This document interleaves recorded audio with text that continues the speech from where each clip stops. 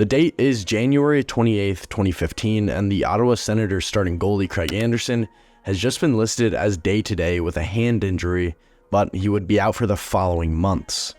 This did put a worry on the Senators' playoff hopes. They were already struggling, being just 19, 18, and 9 for 47 points, sitting 10 points outside the playoffs.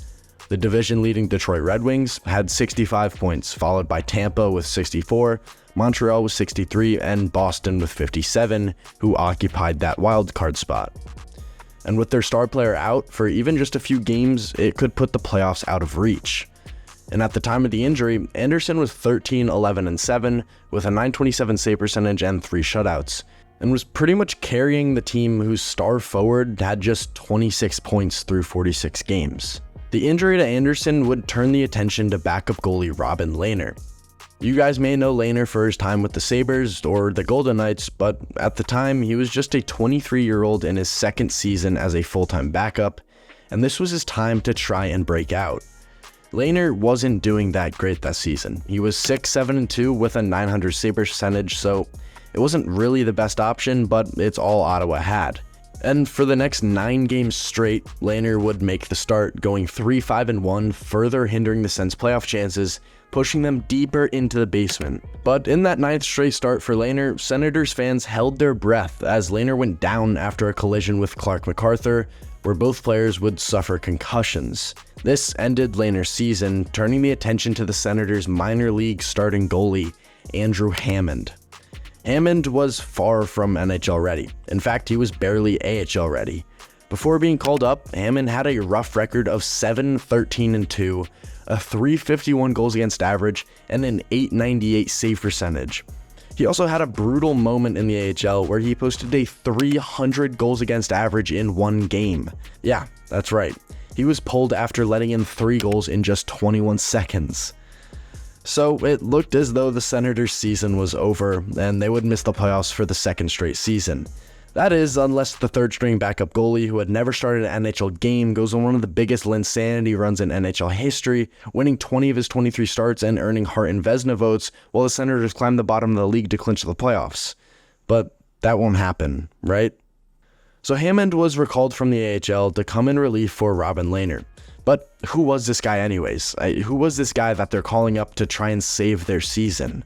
Well, before he was in the AHL, Hammond did 4 years at Bowling Green State University, playing in the Central Collegiate Hockey Association. Through his time at Bowling Green, he earned a record of 30, 68, and 13, but was still named Bowling Green's most valuable player for both the 2011 season and the 2012 season, earning the nickname the Hamburglar, which was based off the old McDonald's mascot who would rob hamburgers, but in this case, Hammond was robbing games. Although he was MVP for his team, he didn't quite do well enough to catch the eye of any NHL scout, as he went undrafted. He finished his tenure in college and then signed a 2-year NHL contract with the Senators in 2013. He played pretty much the entire 2013-2014 season with the AHL squad, where he posted a .910 save percentage through 48 starts. The next year, Hammond started the last year of his contract, and like I said, it wasn't going great. He posted an .898 save percentage with a 3.5 goals against average, winning only 7 of his 22 starts. But because of Anderson and Lehner's injuries, the Sens had no other option but to give him a shot. Things with Hammond didn't really start out too well. In the game that Lehner got hurt and Hammond would make his debut, he gave up 2 goals on just 5 shots through over 20 minutes en route to a Senators loss, putting them at 22, 23, and 10 points out of the playoffs. But the next game, Hammond's first actual NHL start, he would change everything as he turned aside 42 of 44 shots in a 4-2 win over the Montreal Canadiens. This did put a little bit of hope into Senators fans, especially after Hammond would go on to win the next 4 straight games in a row after that Canadiens game, putting up back-to-back shutouts, starting his NHL career 5-0 with a .968 save percentage and just 5 goals against. Hammond and the Senators would suffer their first loss in 5 games against the Wild. It wasn't a shootout, but a loss nonetheless. Then the whole month of March, Hammond started 12 of 16 games, posting a 10-1-1 record, improving to 15-1-1 on the season. And out of Hammond's 10 wins in March, 5 of them were over Atlantic Division teams, including a huge win over Boston, who they were chasing in the standings.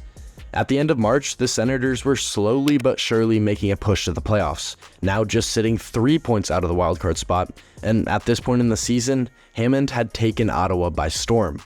Now, after every win the Hamburglar earned the Sens, the fans would rain hamburgers onto the ice to show their appreciation. So much so that John Bergeron, a big Senators fan and owner of 6 McDonald's franchises in Ottawa, arranged a deal that would grant Hammond free hamburgers for life. But with just 6 games left in the season and the Senators still being 3 points out of the playoffs, they still had a lot of work to do. To start April, Hammond would go on to win the Senators back-to-back games against the Lightning and the Capitals, but as the Sens kept winning, so did the Bruins.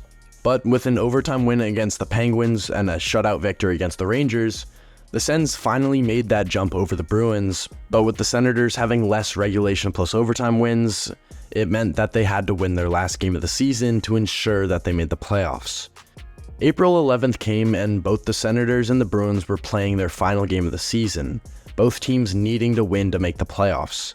The Senators played the Flyers in Philadelphia and won the game 3-1, clinching the playoffs and bumping the Bruins out of the playoffs for the first time in almost a decade. They would not only miss the playoffs, but they would miss the playoffs with 96 points, which is the highest point total to miss the playoffs in NHL history. Hammond would finish the season with a 21-2 record, posting a .943 save percentage and a 1.7 goals against average and 3 shutouts. This was one of the most dominant stints in NHL history. With his elite play, he would come 7th in Vezina voting, 15th in Hart voting, and was a finalist for the Bill Masterton.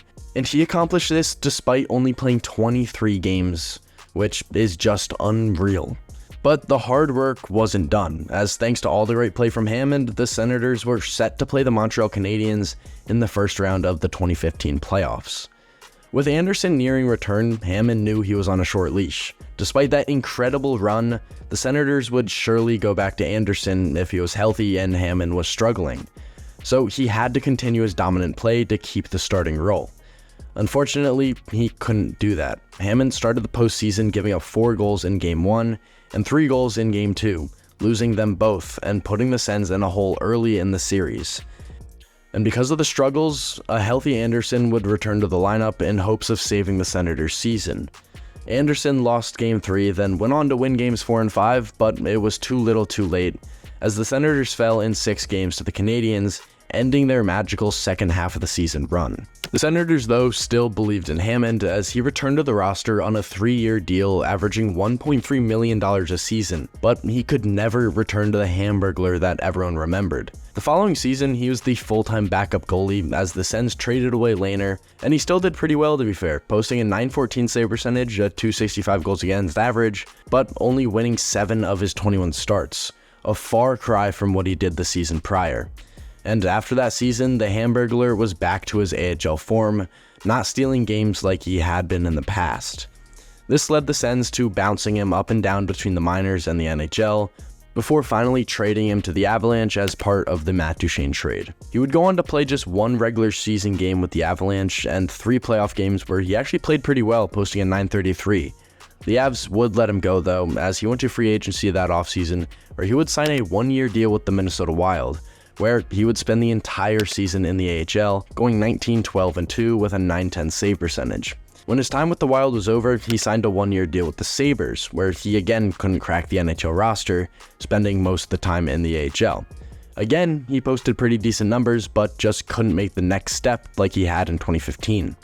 This time around, the Sabres didn't want to keep him, so he went to free agency yet again, returning to the Minnesota Wild on a 1-year deal before being traded just months later to the Montreal Canadiens, then just playing 4 games with them, and then being traded yet again to the New Jersey Devils, playing 7 games and posting a 4.6 goals against average. But his poor play was probably due to an ankle injury that he had in his time with Montreal that would unfortunately end his NHL career. He went to the KHL to play just 2 games in the 2022-2023 season, but he would hang the skates up just shortly after that. He would take to Twitter to announce his retirement, where he said his career was a series of unbelievable and unexpected memories, and he couldn't have gotten it right anymore.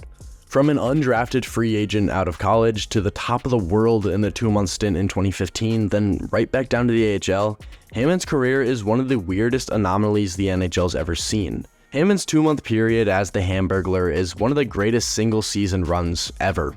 Winning 20 out of 23 starts and bringing a team from the bottom of the league to clinching the playoffs is just insane, and I don't think we'll ever see anything like it again.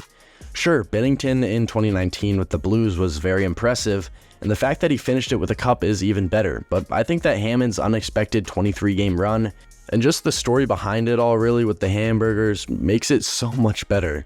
It sucks that he never found his game after that run, and he could never really find a permanent spot in the NHL. But that just goes to show how hard it is to stay in this league. One season you could feel as though you're on top of the world, only to be out of a job in a few years. Nonetheless, Andrew Hammond's run as the Hamburglar will go down in NHL history, and although he never won any awards outside his BCHL championship, he did win the hearts of every NHL fan.